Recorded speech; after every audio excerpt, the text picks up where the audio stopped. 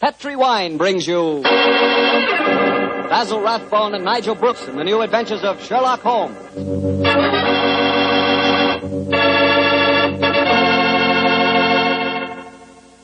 The Petri family, the family that took time to bring you good wine, invites you to listen to Dr. Watson tell us another exciting adventure he shared with his old friend, that master detective, Sherlock Holmes. And right now, I'd like to just briefly mention an idea you ought to try tomorrow night, just before you sit down to dinner. Just pour yourself a glass of that good Petri California sherry. Petri sherry is the perfect before-dinner wine. Its cheerful, glowing amber color looks festive and, well, it sort of lends an air of importance to the occasion. And as for the wine itself, just taste it. That Petri sherry is not just ordinary wine, no, sir. One sip and you know that wonderful sun-ripened grapes went into its making. Yes, and you know that Petri sherry was carefully watched over every step of the way.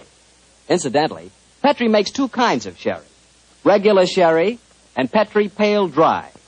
If you're not sure just which kind you and your friends will like best, try them both. Don't buy one, buy two. But when it comes to sherry, or any other wine for that matter, be sure you always buy Petri.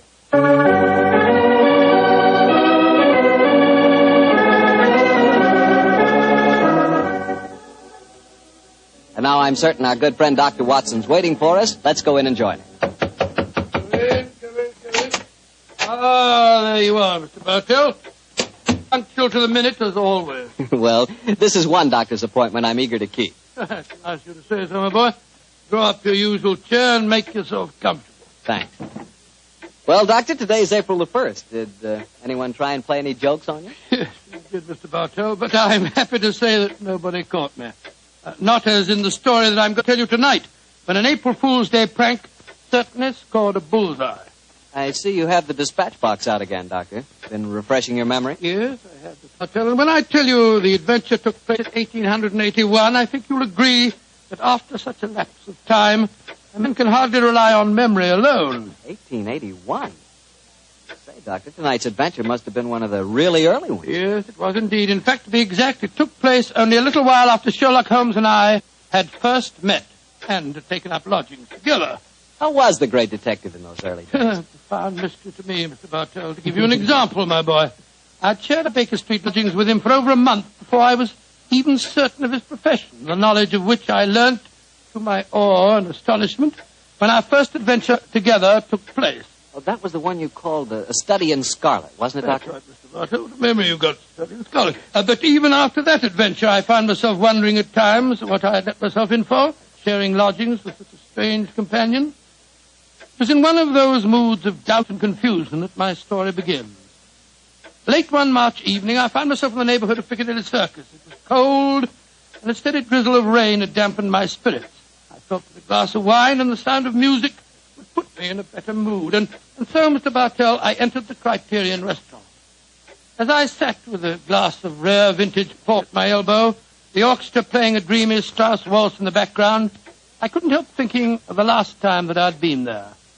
It was the night I met a young medical student by the name of Stamford. He was the man who first introduced me to Sherlock Holmes. Suddenly, I felt a clap on my shoulder. I turned, and to my amazement, once again young Stamford was standing before me. Watson, or should I say Dr. Watson. How are you, my dear chap? Hello, Stamford. Come and sit down. Thanks. I'm glad to see that you're not holding any grudge against me Why on earth should I do that? for introducing you to Sherlock Holmes. I've reproached myself ever since. I think he's as mad as a Not hat. at all. He may be eccentric. In fact, I'll admit that he is eccentric, but he's an extraordinarily interesting fellow. He'll make a great name for himself as a private detective one of these days. You'll see if I'm not right, Stamford. I saw something about him in the paper the other day. Yes, I expect that was the Lauriston Gardens affair, wasn't Yes, it was. it? He's a brilliant man, Stamford. Quite brilliant. Though I must admit he's difficult at times. He works like a fiend as a rule, but occasionally a reaction sets in for days at a time. He'll lie on our sofa, hardly uttering a word or moving a muscle from morning to night.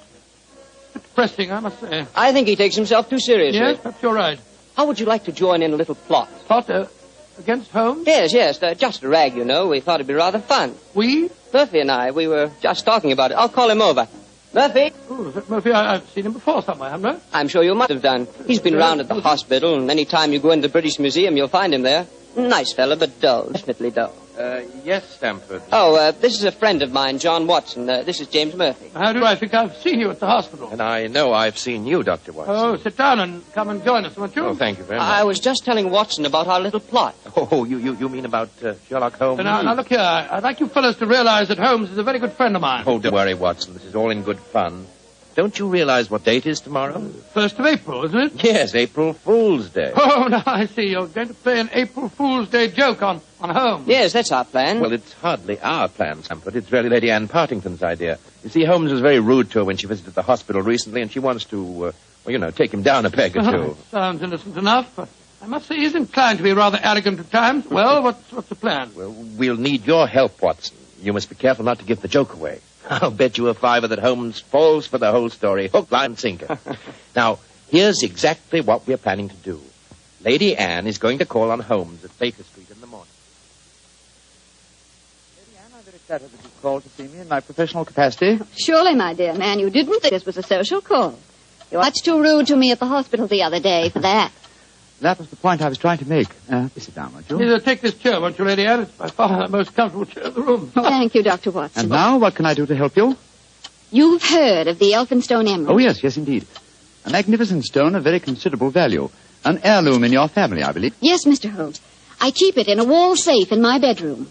This morning, when I had occasion to go to the safe, I discovered that the emerald had been stolen. Stolen? Good Scott. What a shocking business. Of course, you want Mr. Holmes to recover it for you. A remarkable deduction, my dear doctor.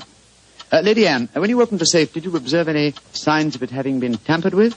Oh, I think it's rather stupid to sit and answer questions here in Baker Street. Why don't you come over to my house in Cavendish Square and examine the safe for yourself?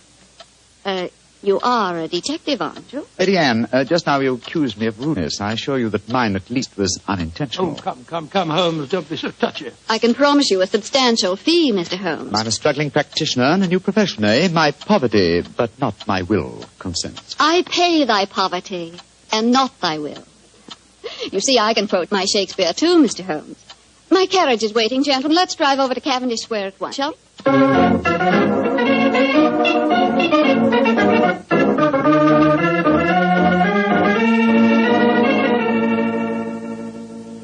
This is the wall safe, Mr. Holmes. Not difficult a safe to crack for an expert. You placed the emerald in it last night, you say? Yes, when I went to bed. And this morning, it had gone. Well, surely, Holmes, is a good occasion to use that magnifying glass that you're always fitting about. Excellent occasion, my dear doctor. That's why I brought it with me. Uh-huh. That's very interesting. What is it? This safe was opened by an expert. There isn't a sign of its having been forced. Hello. What have you discovered? There's a peculiar tarnish on the steel knob. It was obviously handled by someone whose fingers are habitually stained with chemicals. Amazing, Holmes. Elementary, my dear doctor. Where does that door lead to? My boudoir. I should like to examine it, if I may. Oh, but of course. Thank you, Lady Anne. Dr. Watson, this is the most beautiful April Fool's Day fraud I've ever I played. must say, Murphy was right. He has fallen for it. Hook, line, and sinker. Just the same, I'm beginning to feel guilty. I can't help feeling a bit disloyal. Oh, nonsense. It's all in fun. Are Stamford and Mr. Murphy listening? Yes, they're next door in my drawing room. I'm sure their ears are positively glued to the keyhole. Well, I do hope Holmes won't be angry with me. Shh, here he comes. Nothing of any interest in there. The windows haven't been tampered with. We may presume, therefore, that the thief did not enter by an upstairs window. Lady Anne. Yes, Mr. Holmes. This room has not been touched since you discovered your loss? Oh, no. I told the servants to leave it exactly as it was while I came to fetch you. Splendid. Deep pile carpet, eh? Couldn't be better. The thief was a tall man with a long stride. Oh, come, Holmes. I know your methods, but there aren't any footprints on this carpet that you can identify, even with your magnifying glass. My dear doctor, I've studied many crimes, and I've never seen one yet that was committed by a flying creature. As long as a criminal remains upon his two legs, there must be some trifling displacement can be detected by a keen observer. I assure you that the marks on this carpet indicate that the thief was a tall man with a long stride. Traces of tobacco ash, pipe tobacco, shag tobacco that sells at 4p an ounce. Oh, now, really, Mr. Holmes, how can you possibly identify an individual tobacco? Oh, it's a hobby of mine. In fact, I've even written a monograph on the subject. Now, one more look at the safe itself. Hello. What's this powdered dust here? What? It's rosin. Distinct trace of rosin. Lady Anne, I suggest that you get in touch with Scotland Yard at once. You mean that you've solved it, Holmes? I mean, my dear doctor, that I can give you a reasonably complete picture of the thief, and that picture is so individual that I'd be surprised if it would fit more than one man in London. Why, this is pure magic, Mr. Holmes. Please describe him to me. Well, he's a tall man. The width of his stride indicates that, and he's thin. What enables you to tell that, Holmes? His footprints have made a remarkably light indentation on the nap of the carpet. Our thief dabbles extensively in chemicals, as indicated by the tarnishing of the knob on the safe, and the traces of rosin would suggest that he plays the violin also. He smokes shag tobacco, has a great practical knowledge of the ways of combination locks, and he's obviously in close contact with the criminal classes. How do you know that, Mr. Holmes? Well, he wouldn't steal a famous stone unless he knew how to dispose of it through some trustworthy fence. Yes, it's a very comprehensive picture, Holmes. I almost feel as if you were the chap. Thank you, Doctor. I'm sure there's only one man in London, and it shouldn't be hard to trace him. I agree entirely, Mr. Holmes. Dr. Watson, I think the joke has gone far enough. Joke? Oh, what do you mean? You're quite right, Holmes, in saying there's only one such man in London. You've just given a perfect description of yourself. April Fool. Dr. Stamford, Mr. Murphy, you can come in now. April Fool, Holmes. April Fool. April Fool.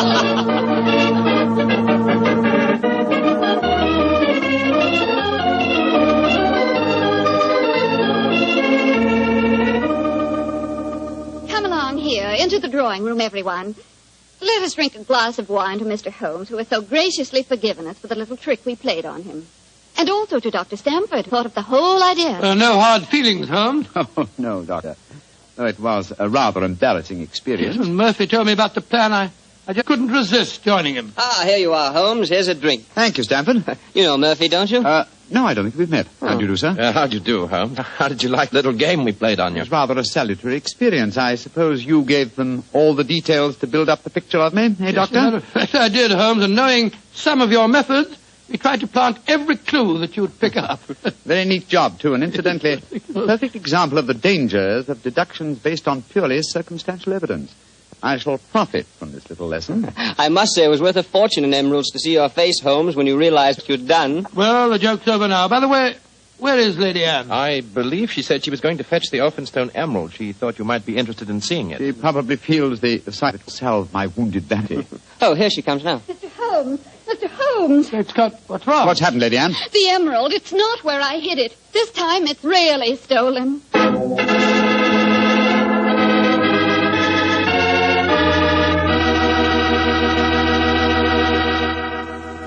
Dr. Watson's story will continue in just a few seconds, so I've just time to remind you that there are many, many different types of wine. But if you want one wine that's fine for almost any occasion, then you want Petri California Sherry. Petri Sherry is fine before dinner, of course. But Petri Sherry is good after dinner, too. And it's the perfect wine for cocktail time or any time friends drop in. Everybody will love the real heart-of-the-grape flavor you get in every sip of Petri Sherry. And you can serve Petri Sherry proudly, because those letters P-E-T-R-I spell the proudest name in the history of American wine. Petri wine. Well, Dr. Watson, your April Fool Day plot kind of backfired on you, didn't it? Yes, Mr. Bartell, it was a perfect example of the bite a bit. Well, what happened next? I suppose Sherlock Holmes went into action once again. That's fair, Mr. Bartell, and it gladdened my heart to see the change in the Fuller. I confess I'd felt rather ashamed of my part in the prank, for I could see that Holmes's pride had been hurt. But now, with a definite crime before him, the difference was amazing.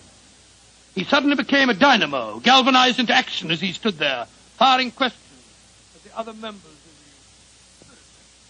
Lady Anne, who besides yourself knew of this fresh hiding place? Both Murphy and I did. Yes. After we'd left our deliberate clues on the safe, we went with Lady Anne and saw her secrete the emerald in the top drawer of her dressing table. We thought it would be all right there.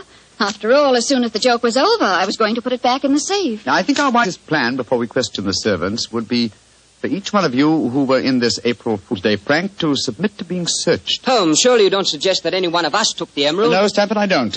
But if any one of you four are not guilty, this will be a splendid way of proving your innocence. I say, steady, Holmes. You're not suggesting that Lady Anne stole her own emeralds, are you? Are you, Mr. Holmes? I'm suggesting nothing, but I may point out that the recent vogue for the insurance companies has provided another interesting motive for these so-called thefts. I resent your insinuation. It's outrageous. Lady Anne, if I'm to recover your emerald, I must at least consider every possibility.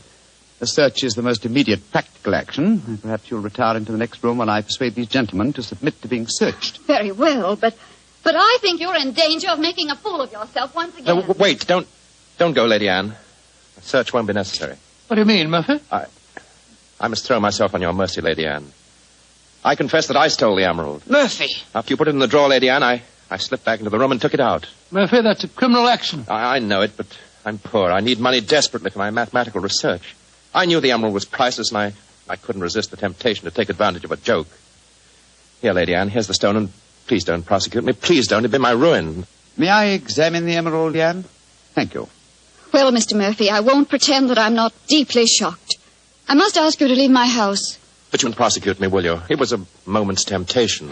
No, I won't prosecute you. Holmes? What are you doing with the emerald? Well, knowing something of the deceptive ways of thieves, I came on this case fully prepared to test the emerald when I found it. Now, a drop of this acid from this vial, so... Mr. Holmes, what are you doing? You'll injure the stone. No, not. It's a true emerald. Uh-huh. Look at that. Good Lord, the acid's eating to the stone as if it was sugar. But then that means... It means, Lady Anne, that Mr. Murphy has just imperiled his honor and his freedom to steal a singularly beautiful fake.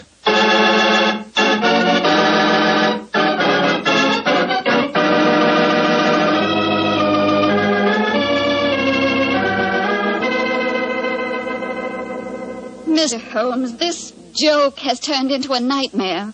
Is there no way of recovering my emerald? I hope so, Lady Anne. I've been taking steps in their logical order. The servants have all been questioned. We've searched Mr. Stamford and Mr. Murphy. Yes, most humiliating experience. Made me feel like a criminal. Well, personally, I was only too thankful to submit to a search this time. I knew I had nothing to worry about. And you yourself, Lady Anne, you consented to being searched by the police matron that Holmes sent for? Only because he threatened to send for the police if I didn't. But distasteful though it was, I'd rather endure that than have this story on the front pages of the newspapers. And in spite of all these rather unfriendly proceedings, we've got exactly nowhere as regards finding the emerald. No, Stamford, but we have at least eliminated the possibility that the thief is secreting the jewel on his person. Still somewhere in these two rooms, eh, Holmes? I think so, though there is one remaining possibility. And that is? That the fake stone was substituted for the real emerald sometime before all of you engineered your April Fool's Day joke. Oh, no, Mr. Holmes, that's not possible. I know it was the genuine emerald I took out of the safe this morning. How can you be sure? The substitute was an excellent imitation. Without a chemical test such as I performed, it would be hard to be certain. I can tell you why I'm certain. Last night, Papa came to dinner and brought a Mr. Vanderleider of Amsterdam. He examined the stone, and you'll agree that a jewel expert like that couldn't be fooled. That's true, Lady Anne. And what did you do with the emerald after Mr. Vanderleider left? I locked it in my safe and went to bed. I didn't unlock the safe again until Dr. Stamford and Mr. Murphy came here this morning. That settles it, then. The real emerald is still hidden somewhere in these two rooms. But where? That's the question. I must say it's completely mystifying. Well, let's go back to what we were all doing at the exact moment you came into the room, Lady Anne, and informed us of the loss of your stone. Now, we were... We were drinking a toast to you That's and... it. Lady Anne, hard thinking is, well, it's thirsty work. Oh, I'm so sorry. Let me get you something. A glass of port, perhaps. No, thank you, but I observe that you have a remarkably comprehensive assortment of liqueurs.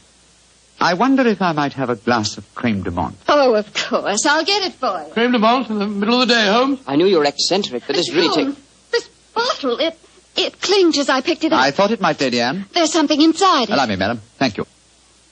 I'm sure you won't mind if I waste this liqueur on the aspidestra. No, of course not. So... Lady Anne, allow me to restore to you the Elphinstone Emerald. Great Scott. amazing. Fantastic. Ingenious. The one safe hiding place in the room. Where could a green gem be more effectively hidden than in a bottle of green liqueur? But who stole it? Who substituted the fake stone? Frankly, I don't care. The gem is restored. That's all that matters. I prefer not to go to court. Neither you nor I, Mr. Sherlock Holmes, would show up in the best of lights.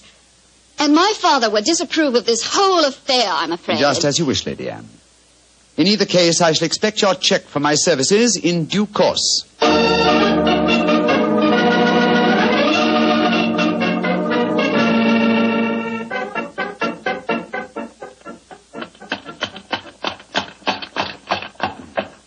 Well, here we are at the Criterion again, Stamford. Won't you come in and join us for lunch? Thanks, Watson, but I'll keep the cab and go on. I actually have a patient this afternoon. A rare and delightful experience for a young doctor, as you probably know. As rare and delightful as a client is for a young detective, eh, Stanford? I quite understand, and I'm correspondingly grateful to you for your profitable hopes. I'm glad it was profitable for you. Personally, I feel pretty stupid about the whole thing. Well, goodbye. Goodbye, old fellow. Goodbye. 39 Onslow Square, cabby. You're remarkably quiet, Murphy. Well, I'm afraid my conscience won't let me do much talking, Doctor. I'm heartily ashamed of myself. Well, thanks for the lift. I'll leave you chaps Oh, there. nonsense. You'll join us for lunch, Murphy. But, No buts about it. I insist. Come on. Well, it's awfully nice of you. Oh, come, Murphy. Any one of us can make a foolish mistake. It's just lucky that you didn't have to pay for yours. Monsieur wishes a table. Yes, for 3, please. This way, monsieur.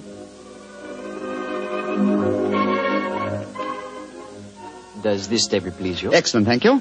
George, I'm as hungry as a hunter. How about you, Murphy? No, I'm afraid I have very little appetite. This whole case has upset me dreadfully.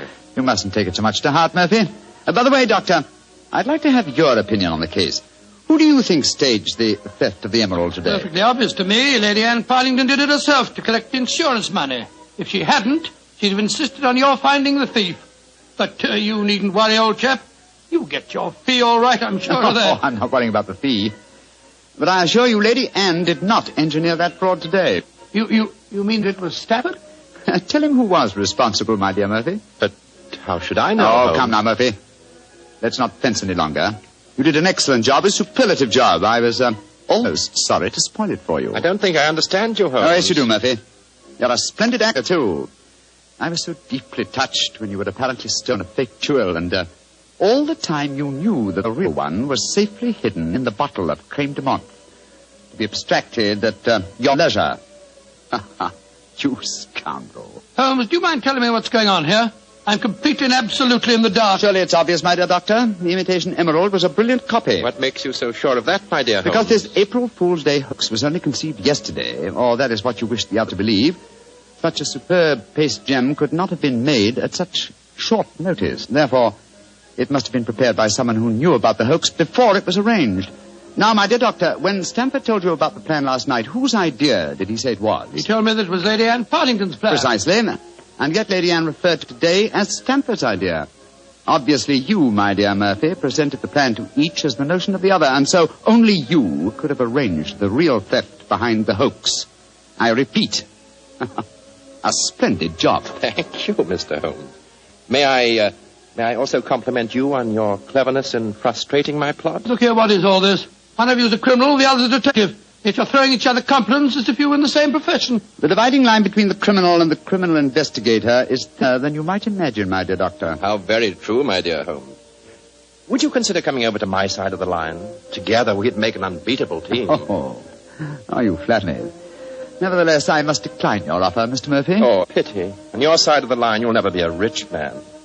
By the way, for your edification, my name isn't Murphy, though Stamford insists on thinking it is. Then what is your name, you scoundrel? Your friend says the word scoundrel so much better than you, Doctor. My name is Murtry. Oh, indeed. Spelled M-U-R-T-R-Y? No. Dear me, I have so much trouble with my name. People will either misspell it or mispronounce it. I'm afraid I'll have to begin calling it the way it looks. M-O-R-I-A-R-T-Y. Moriarty. Moriarty. I shall remember that name. I have a feeling we shall meet again. I trust that we shall. You've won the first round, Sherlock Holmes, I admit that. But I believe that a return match is indicated. I shall look forward to it, Moriarty. And now, Doctor, I can't stand your baleful glare any longer. Let's order lunch, shall we?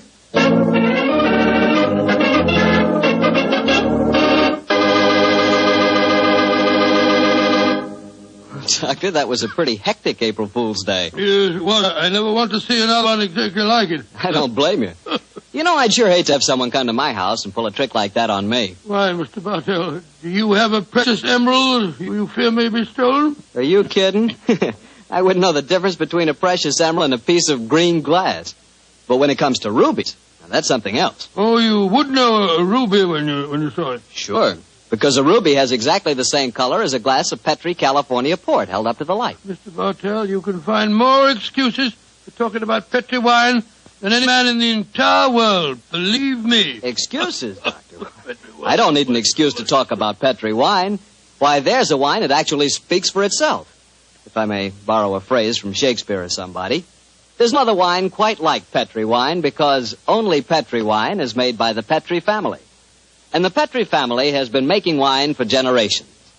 They've been handing down from father to son, years and years of knowledge and experience of the fine art turning luscious grapes into clear, fragrant, delicious wine. Yes, and because the making of Petri wine is a family affair, those letters P-E-T-R-I on a bottle of wine are the personal assurance of the Petri family that every drop of wine in that bottle is good wine. You never miss with a Petri wine because Petri took time to bring you good wine. Well, Dr. Watson, what's the prescription for next week's story? Well, next week, Mr. Bartell, I'm going to tell you a rather unusual story. It concerns a series of strange disappearances and a murder without apparent reason, and yet it was a case that Sherlock Holmes solved without ever meeting any of the suspects. I call it the singular affair of the disappearing scientist. Well, I'm sure we'll all want to hear that one, Doctor. Oh, I'm sure. Well, before you go, Mr. Bartell, I want to urge our friends to do all they can to save on the use of all wheat and rice products, and also fats and oils. There are millions of families literally starving to death in Europe and Asia. We're not being asked to give them our food. They're just being asked to take it easy on certain foods so that there will be some left for them to buy. I know there isn't one person listening to me tonight who would knowingly let anyone starve. And remember, unless you do help, thousands of little children will starve. So please, let's share a meal and save life. Tonight's Sherlock Holmes adventure was written by Dennis Green and Anthony Boucher and was suggested by an incident in Sir Arthur Conan Doyle's story, A Study in Scarlet. Music is by Dean Fossler. Mr. Rathbone appears through the courtesy of Metro-Goldwyn-Mayer, and Mr. Bruce through the courtesy of Universal Pictures, where they are now starring in the Sherlock Holmes series. The Petri Wine Company of San Francisco, California, invites you to tune in again next week, same time, same station. Sherlock Holmes comes to you from our Hollywood studios.